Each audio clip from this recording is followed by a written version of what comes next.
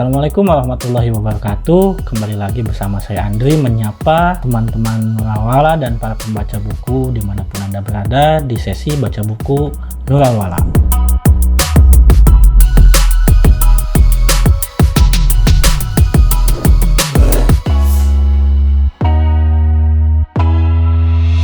Baik teman-teman semua, kembali lagi kita akan melanjutkan sesi baca buku kita masih di judul yang sama yaitu Laila dan Majnun. Seperti biasa sebelum kita melanjutkan bab selanjutnya, bagi teman-teman yang ingin membaca langsung ataupun ingin memiliki buku tentang Laila dan Majnun ini bisa langsung dibeli di Mizan Store ataupun di toko buku terdekat di tempat Anda. Pada pertemuan sebelumnya yaitu di bab ketiga, di mana di situ diceritakan bahwa sudah ada retakan pada hubungan Laila dan Majnun. Bukan karena mereka berdua, tapi ternyata karena mata di sekelilingnya. Karena orang-orang yang mulai cemburu, orang-orang yang merasa iri terhadap hubungan mereka, sehingga dari kecemburuan itu muncullah lidah-lidah tajam, lidah-lidah yang tidak bertulang mengeluarkan kata-kata ejekan ataupun kata-kata hujatan kepada mereka berdua.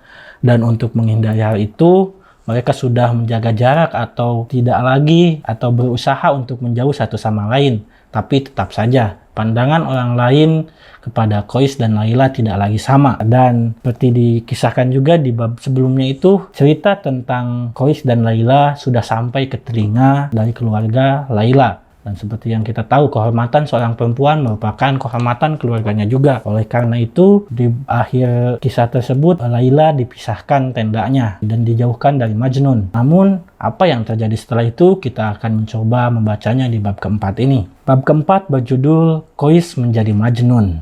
Nah, di sini mulai diceritakan berarti bagaimana seorang Qais yang awalnya kita tahu di bab pertama, dia seorang anak sultan, seorang yang pintar, seorang yang mempunyai paras dan rupawan, bisa menjadi Majnun karena kecintaannya kepada Laila. Baik, kita akan mulai. Keterpisahan dari sang kekasih dilampiaskan Qais di rumahnya. Jika Laila menangis diam-diam, Qais menunjukkan kegusarannya secara terang-terangan kepada semua orang. Kini dia kerap muncul di mana-mana. Qais berkeliaran di lorong-lorong sempit di antara tenda-tenda dan pasar-pasar, tempat para pedagang dan pengrajin membuka lapak. Dia berjalan tanpa arah, didorong oleh hatinya yang pedih tanpa peduli banyak mata memandang. Air mata menetes di bawah bulu matanya seperti sungai liar di pegunungan. Panjang waktu dia menyanyikan lagu-lagu sedih yang tak bakalan dinyanyikan para pecinta manapun saat dalam derita. Saat dia melintas, orang-orang di sekitarnya akan berteriak, "Lihat si orang gila, si Majnun datang. Hei Majnun." Tali kekang telah lepas dari tangan penunggang kudanya. Isi batin Qais tersingkap seperti biji buah yang dipotong. Dia tak hanya kehilangan kekasihnya, tetapi juga dirinya sendiri. Setiap orang dapat melihat pantulan api yang membakar hatinya di wajahnya. Melihat darah yang mengalir dari lukanya. Dia menderita karena orang yang dia cintai. Sang kekasih jauh tak terjangkau. Makin lama derita itu mengendap, makin dalam pula Qais menjadi Majnun. Terbakar serupa lilin, dia tidak tidur pada malam hari. Dia mencari pelipur lara untuk mengobati jiwa raganya yang dipenuhi derita menyiksa. Setiap hari saat fajar, hantu-hantu dari harapannya yang pupus mengejarnya ke gurun pasir tanpa alas kaki dan penutup kepala. Lalu hal-hal ganjil mulai terjadi. Majnun terpisah dari Laila, tetapi kerinduannya membuatnya menjadi budak cinta sang kekasih yang telah dipingit. Dia menjadi gila, tetapi pada saat yang sama dia menjadi penyair. Berdenting dawai harpa dari cinta dan lukanya. Pada malam hari ketika semua orang tertidur, dia secara diam-diam mencari tenda kekasihnya. Terkadang 2 atau 3 kawannya yang menderita siksaan cinta serupa dia menemaninya dalam petualangan itu. Namun lebih sering dia berkeliaran sendirian.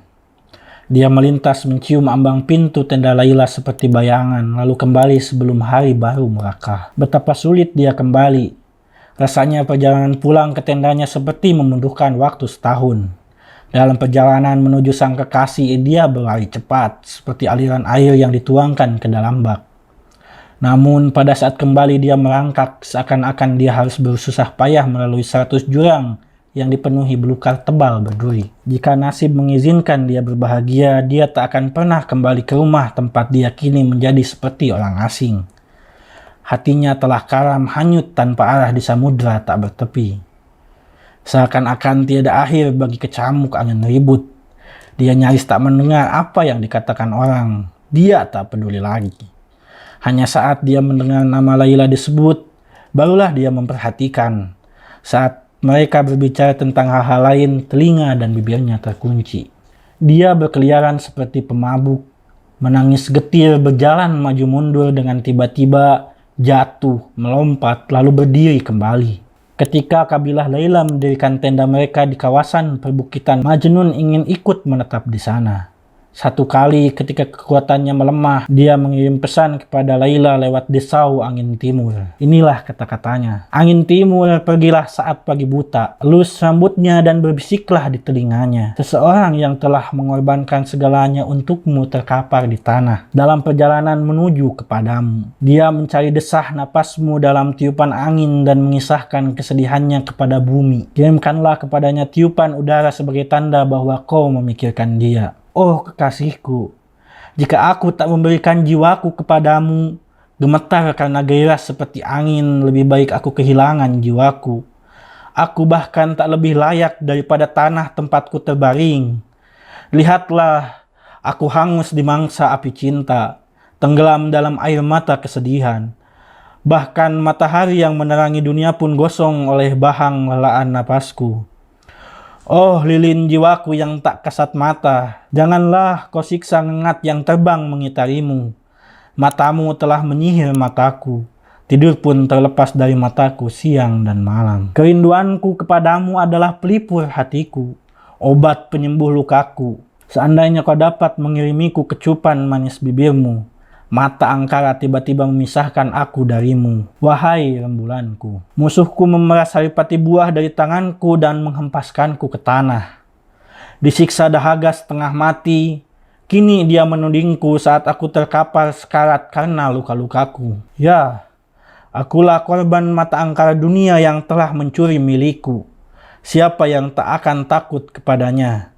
Orang-orang mencoba melindungi anak mereka dengan azimat lingkaran biru.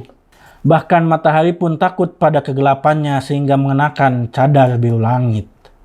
Namun, aku tak dilindungi oleh azimat apapun. Tiada cadar melindungi rahasiaku.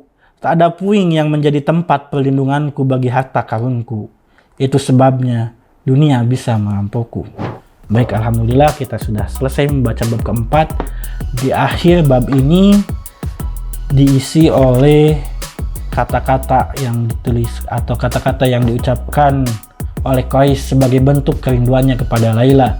Dari sini atau dari puisi, dari ghazal yang dia sampaikan, kita tahu bahwa betapa dalam kerinduannya Qais atau Majnun kepada Laila. Betapa tidak pedulinya dia mendengar omongan-omongan orang lain yang ditujukan kepadanya, menyebut dia gila ataupun apapun, dia sudah tidak peduli. Yang ada di pikirannya hanyalah Laila. Tidak ada selain itu. Baik, terima kasih. Untuk sesi selanjutnya kita akan lihat apa lagi yang terjadi kepada Majnun, kepada Qais setelah dia menyampaikan pesan atau puisi kerinduannya kepada Laila. Kita akan lihat di bab kelima. Wassalamualaikum warahmatullahi wabarakatuh.